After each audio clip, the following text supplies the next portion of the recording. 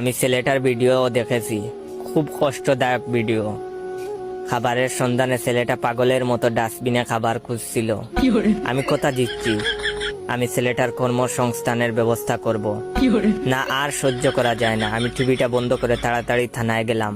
অনেক কষ্টে বাবার জামিনের ব্যবস্থা করলাম। ওসি সাহেব আমাকে দেখে কাঁদতে কাঁদতে বলল, এমন সন্তান যেন ঘরে ঘরে জন্মায়। বাবা এত অত্যাচার করার পরেও বাবাকে মুক্ত করতে সন্তান ঠিকই এগিয়ে এসেছে।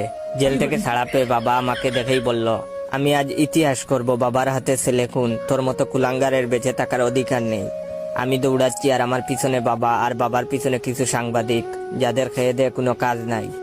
আর ভিডিওটা কেমন লাগলো অবশ্যই শেয়ার করে জানাবেন। ইদানিং দেখি আমার ফেক অ্যাকাউন্ট গুলাতে আমার অ্যাকাউন্টের চেয়ে বেশি লাইক কমেন্ট আসে।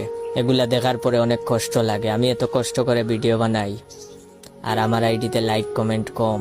যাই হোক, আমার অ্যাকাউন্টে